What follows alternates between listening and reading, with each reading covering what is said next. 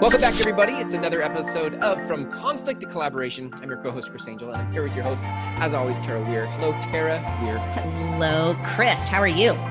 I'm great. It's great to be with you again in this fabulous show of yours. We are talking about, today we're talking about being real, which is obviously one of my favorite topics, connecting and then prospering. That's a big topic. Tara, how do we unpack that? Because there's a lot in there. Yeah. Well, I think there are a lot of the core ingredients. The key is the authenticity. So being real, not the posturing, not the pretending that all is fine. I think that the truth is that's what really helps us connect with each other, is because if I'm being more aware and real with myself, then that means I'm going to show up in a way that allows you to feel more trust and more possibly relaxed.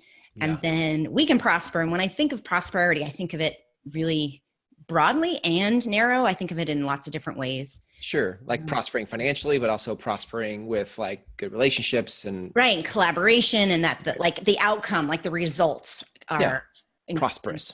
Yes, exactly. Yeah.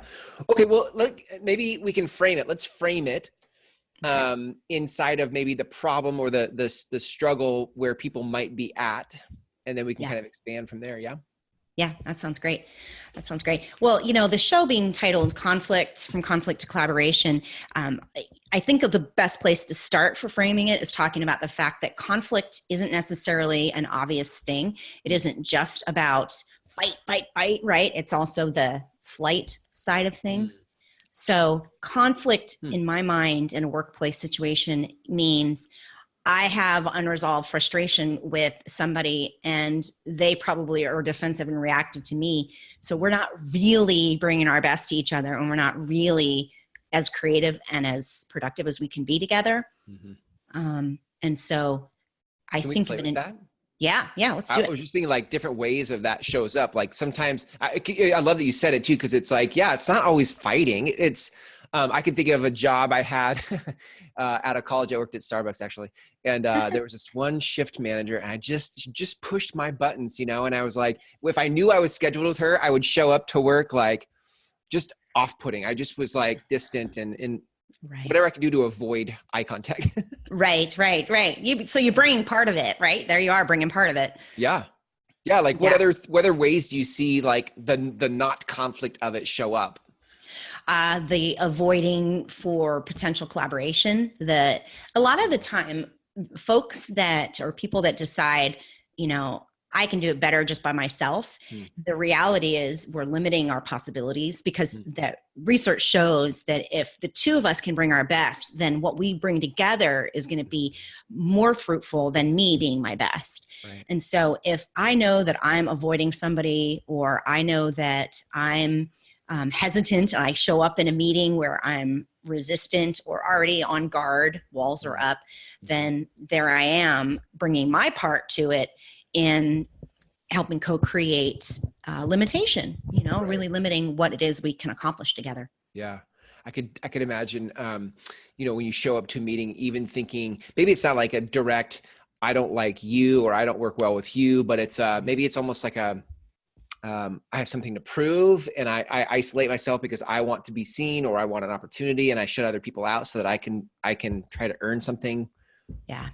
Yeah. Well, I believe that it's important to start with what am I bringing? Because the truth is it isn't going to necessarily be overt, and it might not even be that conscious. So the goal is to say, how can I bring to my own consciousness how I am showing up, because that's going to influence a lot of how this other person shows up. So I can't change how they are, but I can definitely become more aware of what are the thoughts that are influencing my posturing, maybe of like, I need to prove myself, or how am I showing up in that maybe I'm holding myself back out of concern for being judged, or how am I judging them unconsciously, and it's keeping them and myself from really connecting to be our best so that we can be high performing.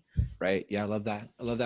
So, that's a great frame. If we started talking about being real, like so in that frame, what does it mean to be real?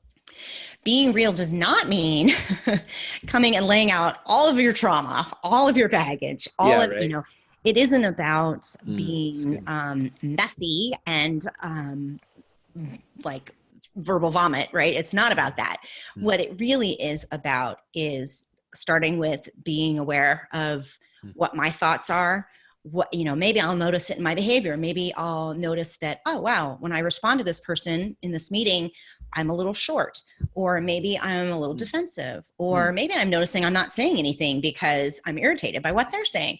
So it's that awareness first to say, okay, I'm going to be real with what's going on in my head. And then having the vision of how I want to show up, because ultimately I want to be a professional and I want to be empowered. And I want to be respectful. I mean, what are my values? How do I want to show up in this situation? So I'm real with myself on how am I showing up? And then I'm real with myself on how do I want to show up?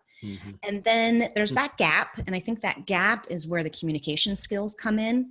And it's to say, okay, I know now what it is I want to create.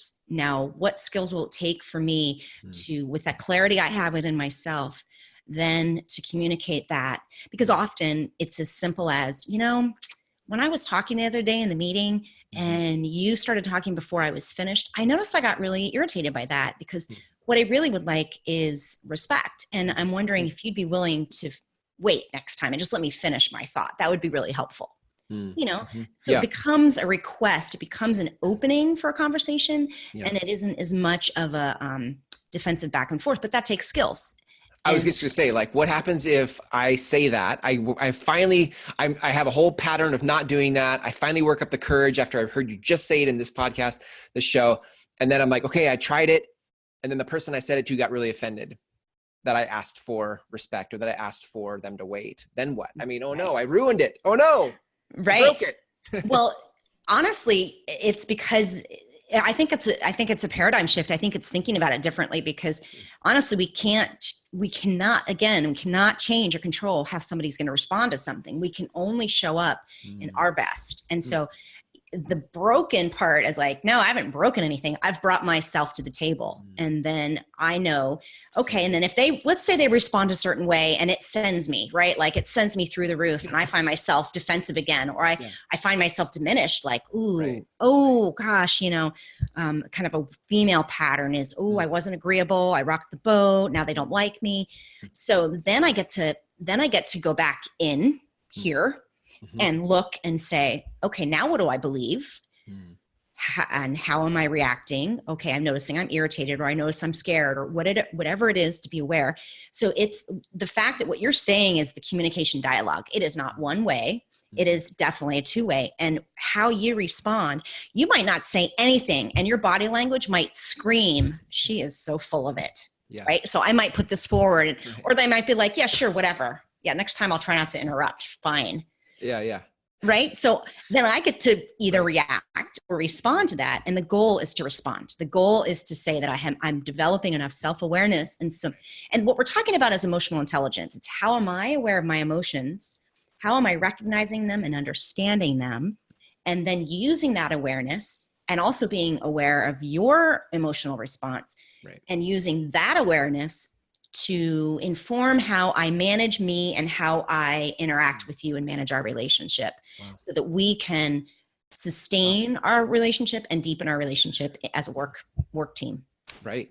I had this aha moment as you were talking. I'm like, for years I've been self-employed. I think it's very hard for me to be employed by others. I think I just have a certain way I want things, but I realize, like in corporations and companies where you have teams, like oftentimes these teams don't get to choose. Like it's right. Like they show up, they have a job, and they have a team that is now created or put together for a particular purpose, and you get what you get. Yep, you do. Yeah. You do. Yeah, exactly. And I mean, I was in one of my favorite jobs, working for a company I absolutely loved. And the supervisor that I got actually got hired on. I got accepted. Well, I accepted the job. They made the offer and I accepted the job. And then within 2 days of receiving the notice that we were on board for me working with them, they said, oh, and by the way, he's leaving and there's a new supervisor coming on, and bam, there it was. And talk about buttons. I mean, just being in his presence, my buttons were going crazy. So that was a great opportunity for me to learn, but I had I thought I loved the dynamic I had with the person that interviewed me and hired me. Right. And I never got to see him ever again. Yeah. I feel like, because again, as you say it, I'm like, it's pervasive, like inside of a place where you don't get to choose and things just happen. Right. Like the gap, here's where it is, here's where I want it to be. And that gap is like, it could be an everyday choice you get to face, you know, in how you interact with your team. Yeah. I mean, that's crazy.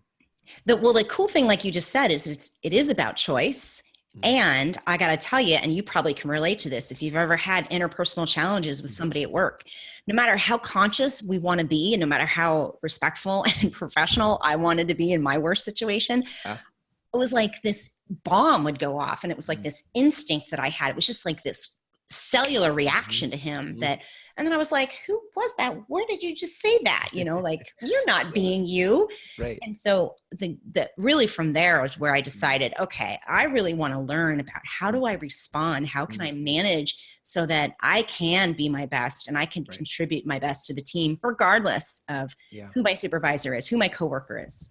I think it's a really evolved, and maybe I don't know if that's the right word, but it's a very evolved or intentional response to have that type of situation, and then deal with it, and then just be with it and choose something. Because I think a lot of people in that situation bear it, suffer it, put up with it until it's too much, and then they quit or they sabotage or they do something to where it's not for the good of themselves or the team.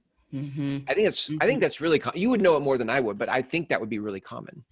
It is actually more than 50% of the population that quits a job is because of a person-related, people-related issue. So more than half of us are quitting our jobs because of, and it's almost always a supervisor. It's that important dynamic that happens is with a supervisor or a manager.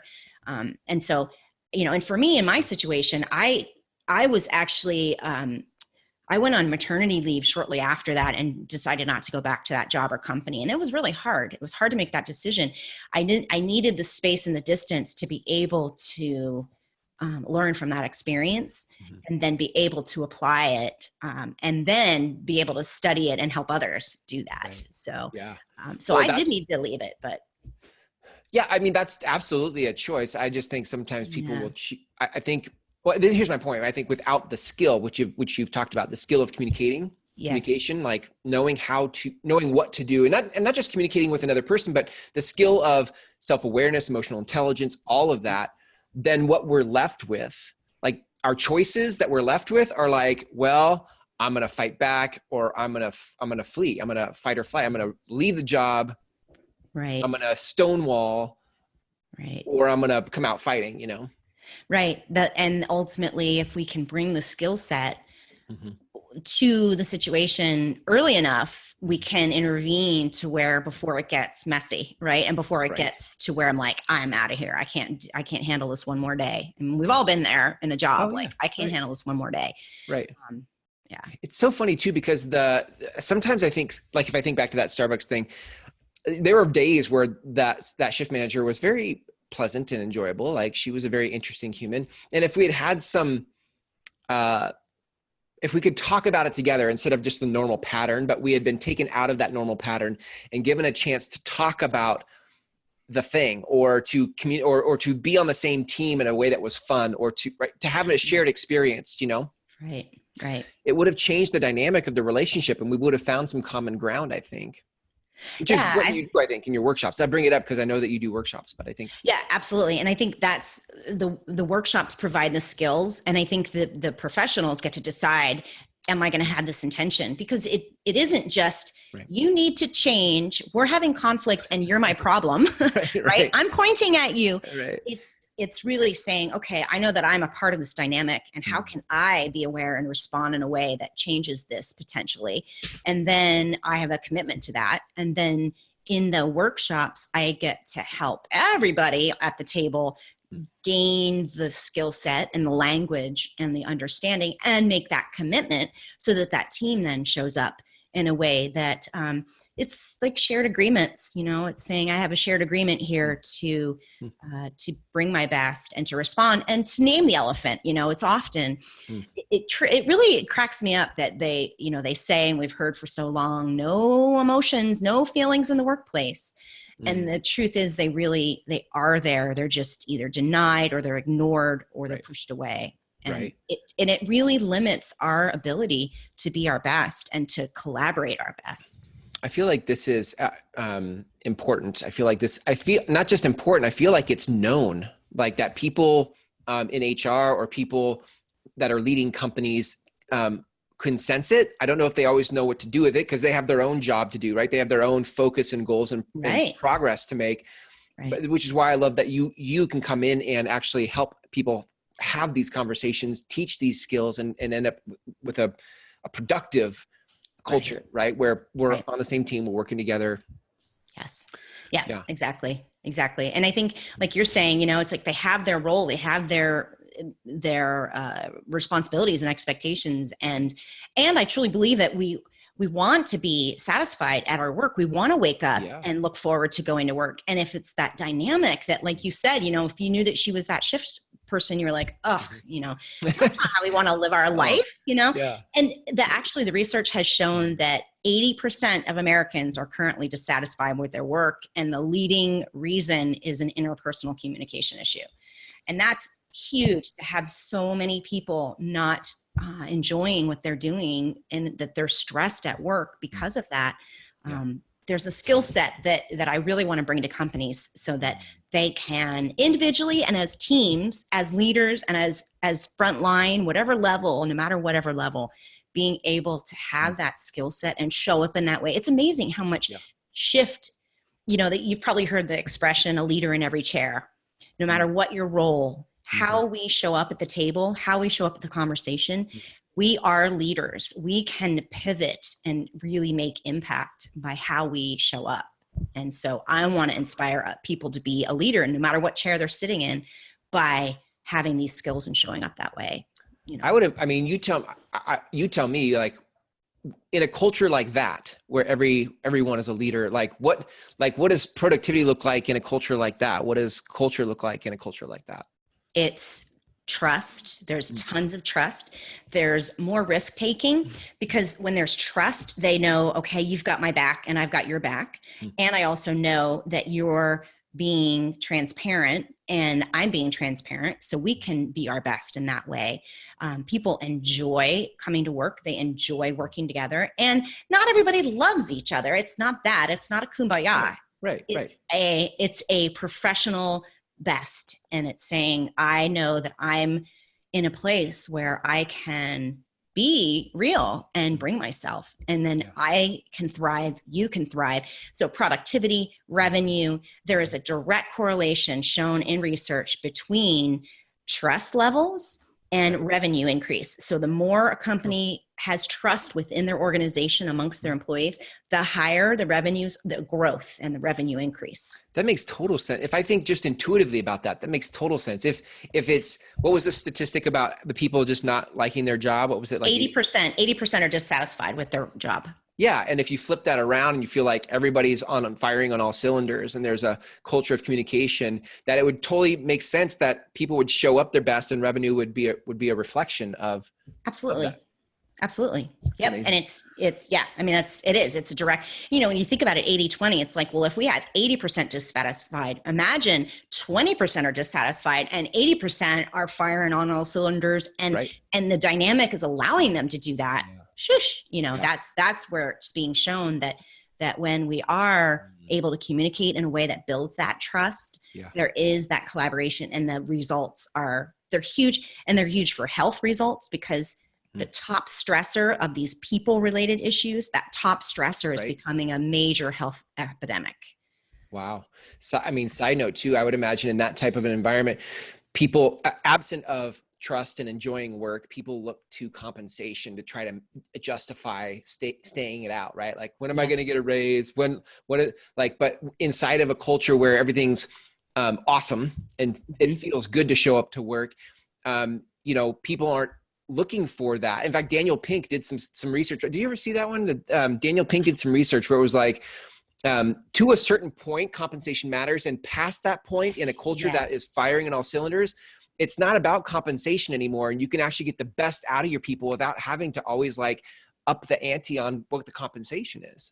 Right. Like, it peaks, it reaches a certain level, and then it doesn't matter. That's kind of lost its importance. Right. And then beyond that is the culture, is the enjoyment and the work and the people. So I think that's why it's so directly connected between when you have people that like their job, they like the people, they work well with the people they're working with, they trust, that you then have better health, health of the people working, and you have better revenue and all that, because it's true. It's a direct relationship. This is beautiful. I love this. Well, I think that brings us directly to a place where, people can work with you. This is what you do. This is what I do. This is my passion. Yes. Right. From workshops, what do you do? Give me some of the things that you do. Yeah. I do group trainings, and I do them in a variety of different topics, whether it's communication, whether it's conflict resolution, maybe it's listening skills. I have a whole variety of ways that we go about it. Depending on the company, I customize that piece. So we'll do group trainings, and then I'll work with individuals. So the people that are saying, I want to show up better and I need some individual coaching on that. Then we do some specific individual assessment that really allows me to focus. And maybe it's the person. Often companies will hire me and say, hey, I want you to work with this variety of people, one of which we think is kind of the big challenge. Like, it's sort of the elephant in the room, so to speak, and everyone's sort of dancing around them. So then I get to work with everybody and help both sides of the dynamic. Can you, is it public knowledge to say who you've worked with? Yeah, sure. I think it's cool to drop names. Can we drop some? Yes. No confidentiality agreement anywhere. Like, no, I won't give names, but I'll give organizations. Yeah. My largest client is Washington Trust Bank, and I have worked with a whole variety of level of leadership there. And one of the cool things is that I've worked enough with one particular division and all the levels of leadership that they actually have a language now, a shared language. And when they have somebody come in to their group that's new into their group, they orient them and in some ways tell them, this is how we roll. This is how we handle things. And here's what we expect for you to join our team. So that's been really exciting to be able to know that it's impacting that culture. Right. So, and I've worked with them for about 3.5, almost 4 years. Wow. And that's so they're really my biggest. Then I have lots of different individuals and individual teams and individuals in different companies. So and you've done some work. You've taught at Gonzaga as well. Yes. Yes. Actually, so I focused on presentation skills at Gonzaga, and then we kind of skimmed on the communication skills. What I realized though is that I generally worked with first years. So they then had like 4 years to practice the set of skills that I was giving them, these concepts, right? Yeah. And what I realized, and that's part of what inspired me to start my own business 4 years ago, was that, oh my gosh, these kids are totally covered. They're required to take this class. Now, let me think back on all the different managers I've had and all the different systems I've seen that can really use these skills. And that's where I said, I really want to help businesses because they're not getting this kind of training necessarily. And it's a skill set that can make such a difference professionally and personally. Right. Totally. Well, I think, if you listening to this have resonated at all at any place in this conversation, I think the first step would probably be to reach out to Tara, right? Like people can contact you and they can just tell you where they're at and you can figure out what's the right, if there's a fit, and if there's a fit, what's the right fit for the kind of work that you do. How do people reach out to you? They can go to my website, powerfulconnectionsnow.com, and they can schedule a free consultation with me, or they can just email me. At the bottom, there's a form. They can click on scheduling, or they can just fill out that and send me an email, and we'll connect. Perfect. I love it. This is such good stuff, Tara. I feel like this is like what the corporate world, the world of business really needs is to be more real. Please be more real. Yes. Have some communication for connection purposes, and then I think the result is you get to prosper. That's what it is. That's it. Awesome. Yeah. Good stuff, Tara. Thank you. Thanks, Chris. Thank you. All right. Bye-bye.